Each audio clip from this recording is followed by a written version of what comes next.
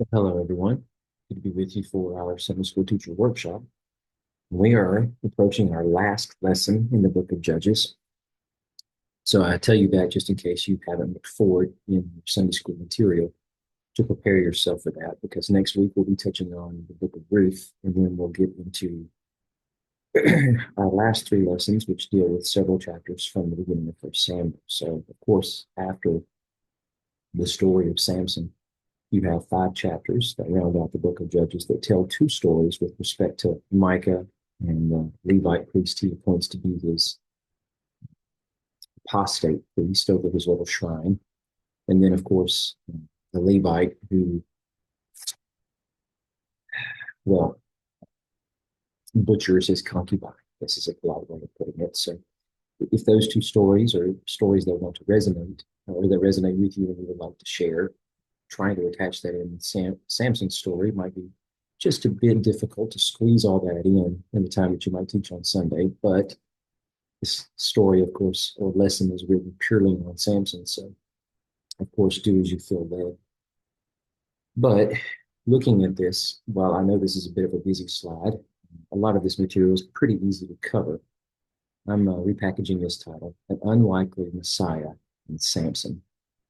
So these first two columns, starting with the green block and the purple block, are to juxtapose the Nazarite vow on the left side, and in the middle column, the priestly consecration in order, or the order of events that has to happen in order for a priest to become installed, whether he's the high priest or an assisting priest.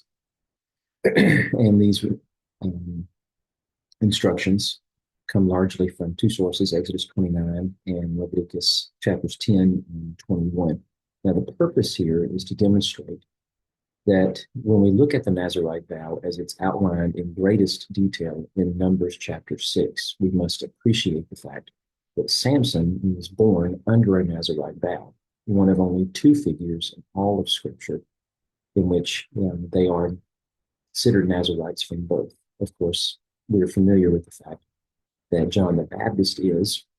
Perhaps we might lose sight of the fact that Samson is as well. So, granted, this might not be an area within the lesson that you want to get bogged down in because perhaps you are thinking more about talking through the aspects of what happens with Samson's exploits as he faces down the Philistines, or what might be more important to you with respect to the end of Samson's story, how Delilah betrays him to the Philistines, and then, of course, how he was flaunted as a captive before them, and then ultimately winds up killing thousands of Philistines as he brings down the temple of Dagon, having now finally surrendered himself to the Lord through his utter shame and defeat. And all of those would be great points to illustrate, but I think you can wrap up all of this together as you illustrate for your students the importance of this overall story in the meta.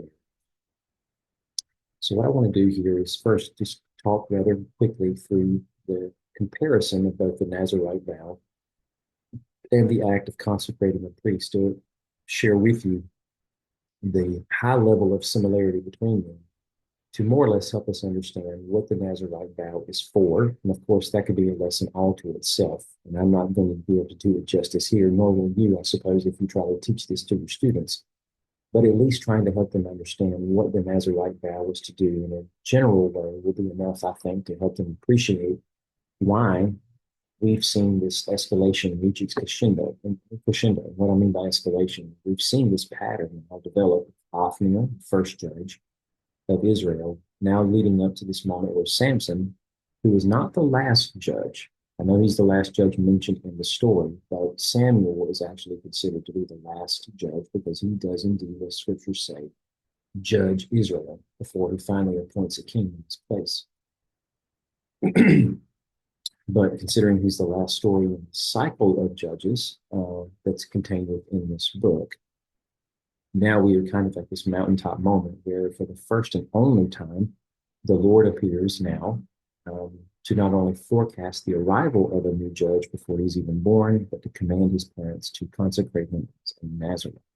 Now, in the last story that we read with respect to Gideon, we've seen how the Lord actually appeared to the judge before the judge is identified as such by the people. and now has called this judge to come and lead Israel. We don't have a story like that prior to Gideon. So now we've escalated beyond that to the point where the judge hasn't even been born, and yet the Lord is intervening. So, starting on the left side of the screen, in Numbers chapter 6, verse 2, you're told that a Nazirite is to consecrate himself to the Lord. And then we go to Exodus 29. The same word has already been used, speaking of how priests are to be installed. They are consecrated or set apart. That's the whole idea, is that they are to be seen as separate from the people in certain areas of life. There are certain things they will not be able to do, certain social functions they won't be able to engage in. That's part of routine Israelite life. Because if they do, then they become unconsecrated, which means they are no longer holy unto the Lord until that is rectified. And it's possible it might not be something that can be rectified. And we are told in Numbers chapter 6 again that the Nazirite was to abstain from wine and beer. So priests do not have to completely abstain from wine or beer, but as long as they are working in sacred precincts of first the tabernacle, later on the temple, while they're on duty, they are not allowed to drink wine or beer. Back to number 6, a Nazirite is not allowed to cut his hair throughout the vow. Now, we're not really given sanctions regarding whether or not a priest is to leave their hair alone and let it grow, but what we are told, in the sense that there is a regulation that speaks to how their hair must be kept, is if they are in a period of mourning, then they are not to allow their hair to hang loose or unkept. If they are in a period of mourning because a family member, they have to act as though outwardly they are not in mourning. Why? Because they bear the consecration of the Lord. They cannot have the marks of death, even if it's mourning for a family member, borne out in their body while they are working in the sacred precincts of the Lord in the temple or tabernacle. Right? A Nazirite is to not go near a dead body the entire time of their vow. Now, this is actually more strict than what the priests are allowed to undergo, because a priest is not allowed to touch a dead body and make himself unclean for it, except for very rare, small circumstances, and those are for immediate family members only, as we'll see in the next block. But just to illustrate how much more severe this is for the Nazirite, he cannot defile himself even for his father or mother, but a priest can do this because the exception is given for parents or children or a sibling. So far, I know we're working relatively quickly through this, but I hope what you're seeing here in the comparison between the two is that this is really cinching together the idea of a person under a Nazirite vow and a priest. The consecrations are extremely similar, so much so that there even is an offering that's given to put a priest into office, which is given to us in Leviticus 21. We were told here that Aaron is to take the bull of the sin offering, the 2 rams, the basket of unleavened bread, and the ram for the burnt offering. The second ram, the lamb of ordination, a cake of unleavened bread, and 1 cake of bread made with oil, and 1 wafer. They use all of this as part of what is to be given over for the sake of installing him into office. I may be misquoting from the actual scriptural source there. That might be Leviticus chapter 8, now that I think about it. So I'll have to recheck those sources when I'm done. I'm encouraging you to do the same if you choose to use this information. But let's go back to Numbers chapter 6, and we'll notice the details that are very similar here. So at the end of the time when the Nazirite is accomplishing their vow, however long that might be, and for a person like Samson or John the Baptist, it's lifelong. So this offering actually can never be made. But for anyone else, it could be a period of supposedly weeks, months, years. But when the time comes that he is to now deconsecrate himself and rejoin Israelite society, no longer under these sanctions, he's to present himself an offering to the Lord, one of an unblemished, year-old lamb as a burnt offering, right? So we have burnt offerings being utilized here. And then a female lamb as a sin offering. Same thing here, sin offering. The lamb is a fellowship offering, along with their grain offerings. So bread, of course, being given. But more specifically, we are told that a basket of unleavened cakes, cake of unleavened bread, made from fine oil mixed with fine flour, and unleavened wafers coated with oil. Same thing here, 1 wafer. So they're not the exact same types of offerings, but the idea is that in a sense, it's almost like a Passover style meal with respect to meat that is to be eaten in the sense of sin offerings, because sin offerings are to be shared with priests and eaten and consumed by a human being, whereas burnt offerings are not. That's what happens with priestly consecration. With the Nazarite vow, we have a fellowship offering. And so, fellowship offering is to be consumed by the offerer. Sin offering is to be consumed by the priest. Burnt offering is not to be consumed at all, because this is given over to Yahweh as his, quote, food portion. So in both of these, we see very similar substance being used here, all for the sake of either installing a priest or uninstalling a Nazarite. So I think one conclusion that we can come to here is that a Nazarite's vow seems priestly, and if that's the case, then we have to presume here that not that Samson is a, quote, priest in the sense that he was uh, allowed under the Levitical law to enter into the temple precinct or the tabernacle precincts and actually function there, nor would any Nazarite at any point in Israel's history. But the purpose of the Nazarite vow is to draw a person closer into holiness with Yahweh in such a way that it's almost as if they get to join the ranks of being priests. They don't actually get to go into the temple precincts and experience that level of closeness of proximity, but spiritually speaking, they are choosing to dedicate themselves to Yahweh in such a way that they want to commune with him on that level. And again, all of this goes back to those concepts of God's holy mountain that's spoken about in Psalm 24, and the question of who gets to ascend to the mountain of Yahweh, the person with clean hands and pure heart. And a Nazarite is getting a chance to do that in a spiritual sense because they're leaving behind things that perhaps might be distractions or would cause them not to be able to be close to Yahweh. And they are choosing to forego those attachments, not only physical things like food, but even emotional attachments to things like family members, depending upon how long they are underneath the sanctions of this vow.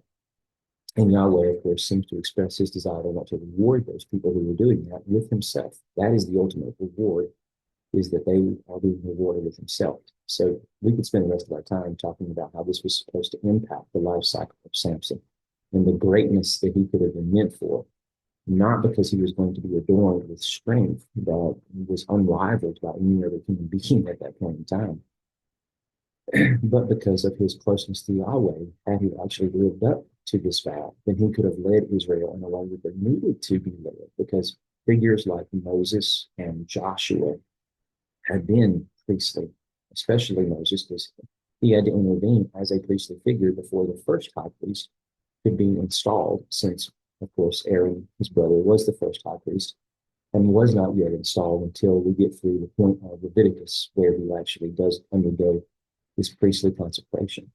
So Samson was meant to be a priestly intermediary in some way between Yahweh and the people, and was meant through his own life to draw the people into deeper relationship with Yahweh. So I'll go back to the title here, the idea that we have something of an unlikely Messiah in Samson, because this, of course, is meant to foreshadow the story of Jesus. And no doubt by the time that Jesus comes on the scene, many people were already expecting that the Messiah would be a militant conqueror like Gideon or Samson, that he would ultimately desecrate the temples of the idols that the Romans had dedicated their worship to, and bring those down even upon their heads, even as he destroys the Roman Empire to bring about the final kingdom that God had promised his people.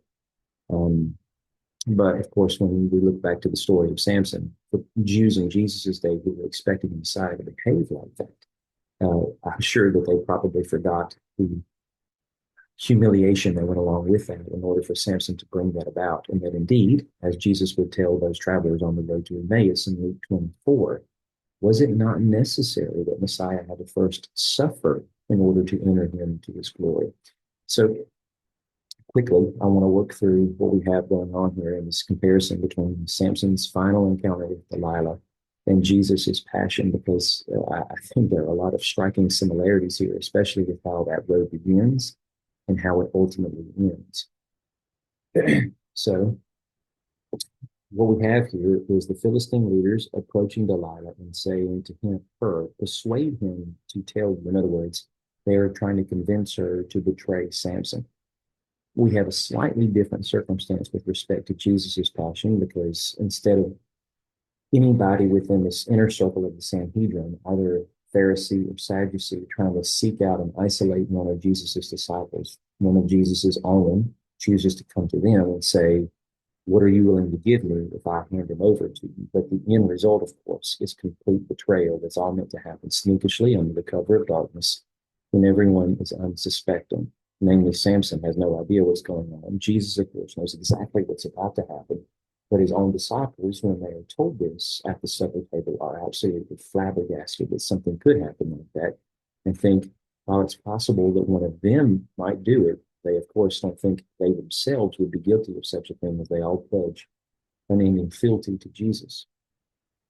Notice that the Philistine leaders promised that they will all give 1,100 pieces of silver to Delilah if she accomplishes this mission. And of course, this is exactly what is agreed upon with respect to betraying Jesus. So then what we enter into are three periods in which Samson is answering the question Delilah gives. She has lured him in to now lay down on her lap, and she's stroking his long locks of hair, and she says, tell me what the secret of your strength is. So this is what Samson says. If they tie me up with 7 fresh bowstrings, of course, this is a lie. And then she falls asleep on her lap.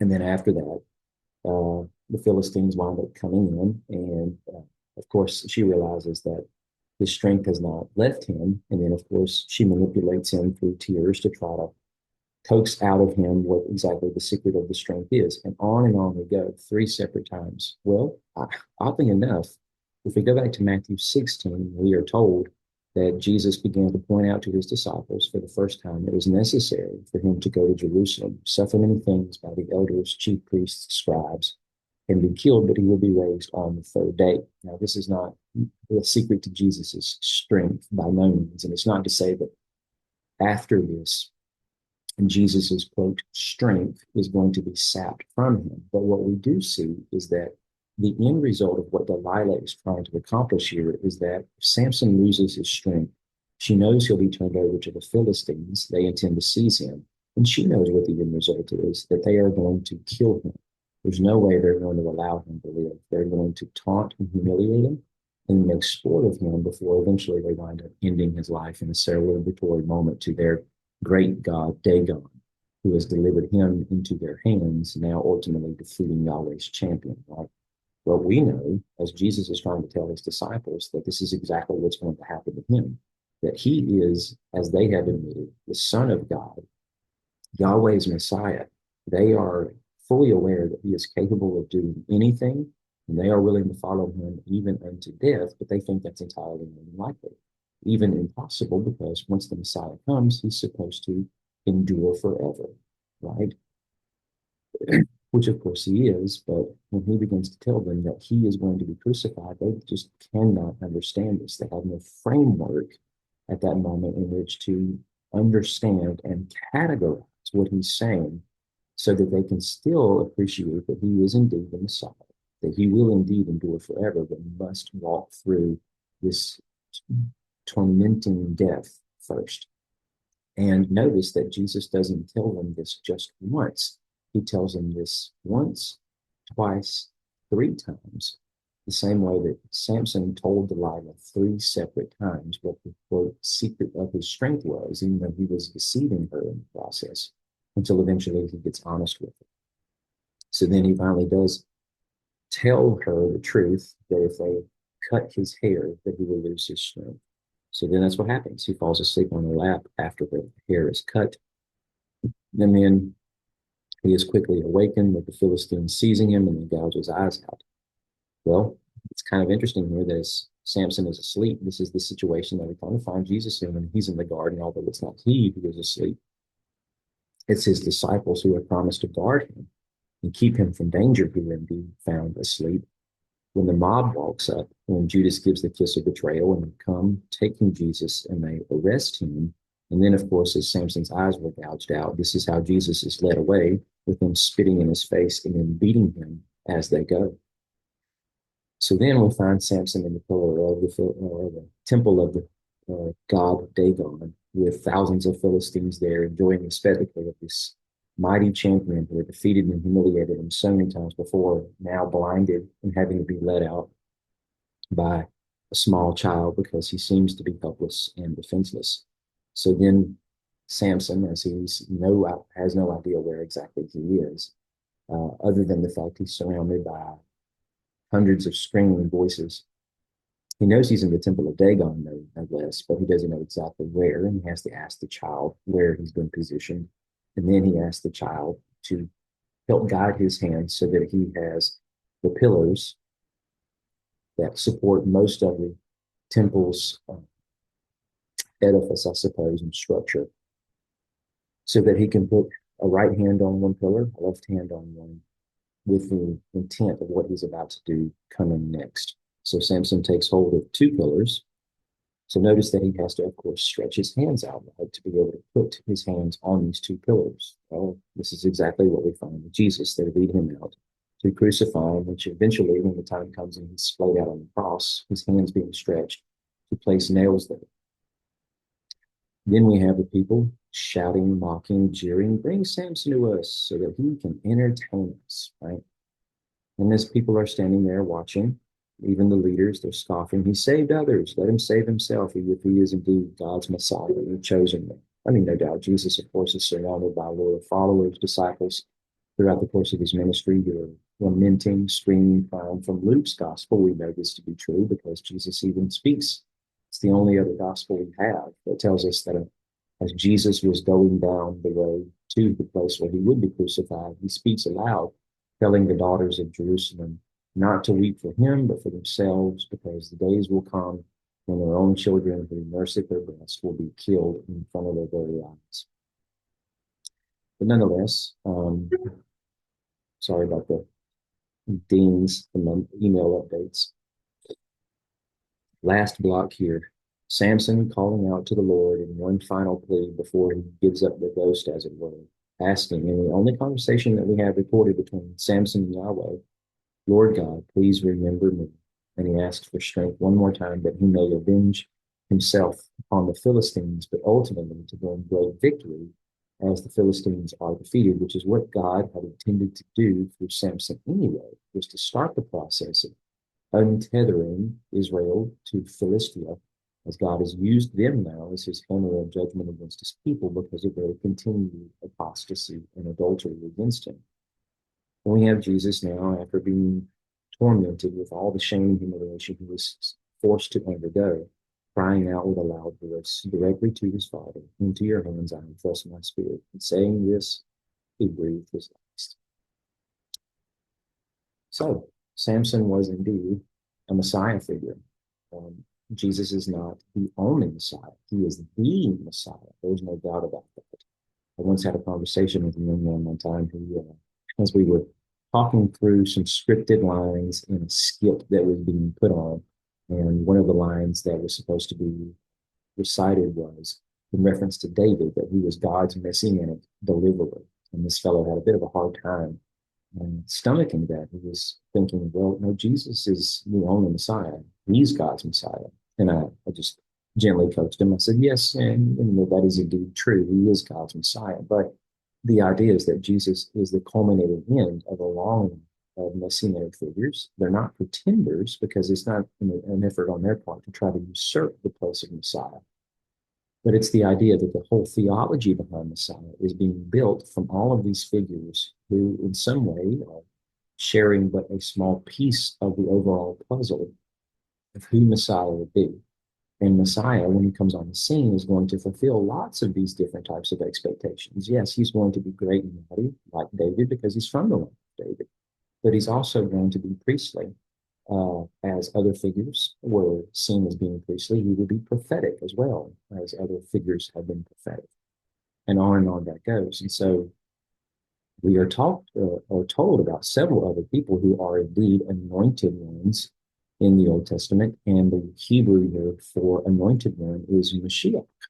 And so, in truth, every king who reigned over Judah, at least, perhaps we can presume the same with respect to the northern kingdom of Israel if they continue that tradition. But every son that followed in David's stead to wear his crown and sit on his throne was considered an anointed one, a Mashiach. And the same can be said for the high priest of Israel, because he had to undergo this consecration, right? And he had to have oil poured on his head and so forth. So the point being is that with the concept of the theology of Messiah, Samson definitely has his thread in, and we've seen some parallels here with respect to the fact that Samson, because he's a Nazarite, is supposed to have something of a priestly function, as goes his measure of consecration and holiness in the life that he lives for Yahweh. And because of that, we ask the question, why exactly did Yahweh intend for this to happen? What did he want to try to get from Samson in making him a Nazarite from birth? And we don't know exactly. We don't have access to the mind of God in that sense. And so we cannot fully answer that question, but perhaps the reason is because in Samson living this out faithfully, then what he would have done would be draw Israel closer into spiritual relation with Yahweh, which is exactly what was meant to happen. Unfortunately, it doesn't. It does not lead anywhere. But this becomes a foreshadowing of what Messiah will be when the time comes for Jesus to step in and fill that role. Then we look at the mighty deeds and exploits of Samson. And of course, we could parallel many of those with Jesus. It's not that Samson performed miracles in the sense of restoring sight or the ability to walk or even raising people from the dead, but indeed, he did mighty things that challenged and rivaled the Philistines, and they had no answer. There was nothing they could do except for attempt to try to go to one who was close to him and coax her to betray him, which is exactly what happens in the case of Jesus as well. And then we outline just the sequence of events that led to Samson's ultimate demise and Jesus's as well. And the points there are too striking to ignore them. And in the end, salvation is delivered because it's through this that God begins the process of then relinquishing Philistia, relinquishing power, though they're not wanting to do that. Relinquishing power because they become weakened and eventually give rise to the judges who will follow on after both Eli and then Samuel, and then through their life cycles. Granted, the Philistines will regain a measure of power and dominance over Israel, but eventually it's going to lead to the arrival of Saul and David, the kings who will lead Israel in victory against Philistia and ultimately cripple their power, such that after the years of David, Philistia will never become a rival to Israel again. And then the same can be said with respect to Jesus and the power base that he is having to challenge and rival in Judah or Judea at the time. And they don't want to relinquish power. It's the very thing that they're afraid of, is that he's challenging their power and people are leaving them behind to then follow Jesus. That's why they want him dead. And of course, it seems as though they've won. Even after Jesus is rumored to have been resurrected from the grave, they still think that they've won and they can dominate the movement. That's what we're seeing in the book of Acts. But slowly, surely, eventually they lose that power base. And this ultimately comes when indeed the temple that they revere so much is destroyed and brought down on their own heads in AD 70 at the hands of the Romans, right? So anyway, that's some things I wanted to share with you, and I hope that's helpful for you. So let me turn the volume down here before I turn this recording off. But I do appreciate your attendance. Thank you so much for tuning into this.